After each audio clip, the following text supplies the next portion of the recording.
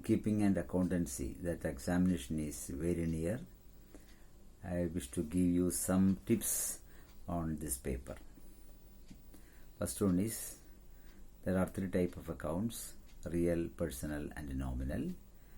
Examples of real accounts are cash in hand, cash at bank, sundry debtors, bills receivable, closing stock, goodwill, plant machinery, building, computer, furniture, etc.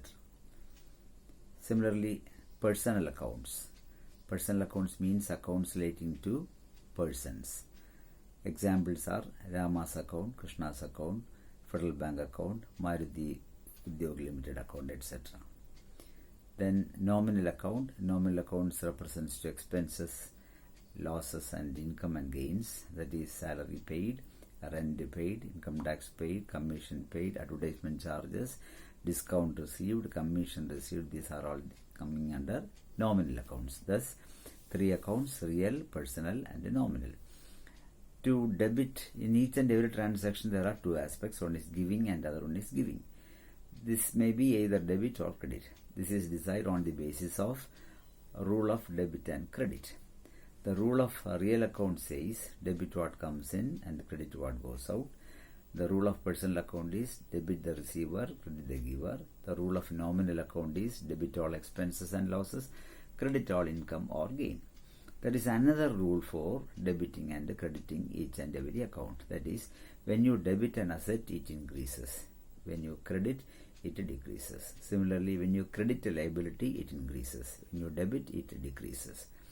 Then, if you are debiting an expenses, this expenses is increasing. If you are crediting an expenses, that expenses is decreasing. Similarly, if you are crediting an income, that income is increasing, and debiting, income is decreasing. These rules are also applicable for determining the debit and the credit of each and every transaction. Then, what is a journal? Journal means a daily record of business transaction. This is known as book of original entry or prime entry. Ledger means group of account is known as ledger. So, first of all, we are entering all the transactions in the journal. From the journal, we are opening various accounts, and this debit and credit is transferred to respective accounts. This is known as ledger posting. Then after that, this ledger account is balanced. Nominal accounts are not balanced, only total. Real account and personal accounts are balanced, and this balance may be either our assets and liabilities. These balances may be taken into a separate sheet known as trial balance. So what is trial balance? Trial balance means the balances of ledger accounts on a particular day. It contains real account, personal account and nominal accounts. So when you prepare a trial balance and when you answer some questions, you must remember that all assets and expenses account will show only debit balance.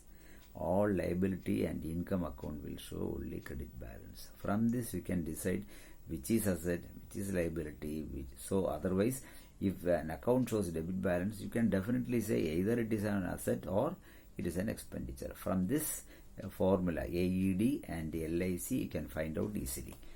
Then, the journal is divided into 8 books.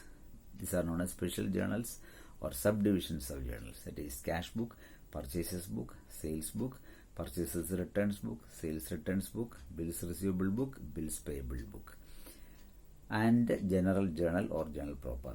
Here, cash book is very similar to an account. So, cash book is known as a journal as well as ledger.